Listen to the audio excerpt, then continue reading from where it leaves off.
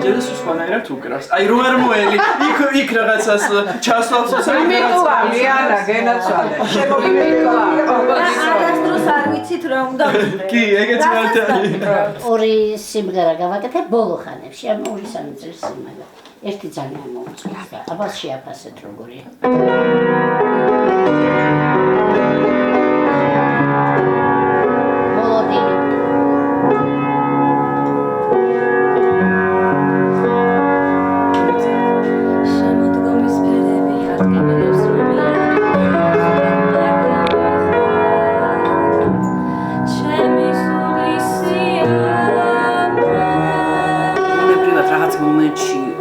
მუზა და ჩდებით როიალთან და ქმნით სიმღერას. მე როიალთან კლავიშებს შევეხები თუ არა, თვითონ მოდის აკორდები და თვითონ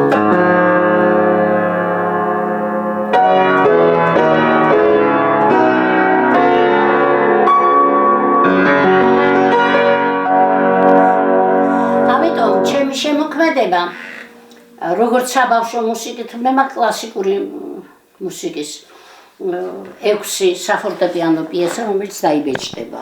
რომანსები, აუარებელი საგუნდო ბავშვთა და ისე სიმღერები. აქედან, მაგრამ მე რატომღაც ჩავჯექი ხაშურში არ წავედი და თანაც ალბათ ყველაფერს პატრონობდი.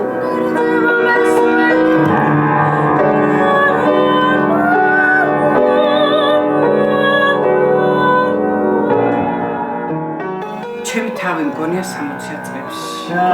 იმიტომ რომ ბუნდოვნად მახსოვს ეს სიმღერა, მაგრამ მაინც აქრევით. რა კარგია ხაშური, რა კარგია ხაშური.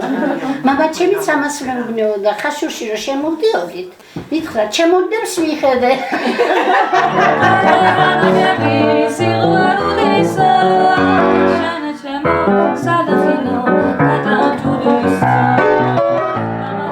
მეტად შემიყვარდა ხაშური, იცით, იმიტომ რომ აი ჩვენ რეგიონებში როცა ასეთი სიმდიდრეა, როგორც თქვენ ხართ, ეს ძალიან დიდი ბედნიერება.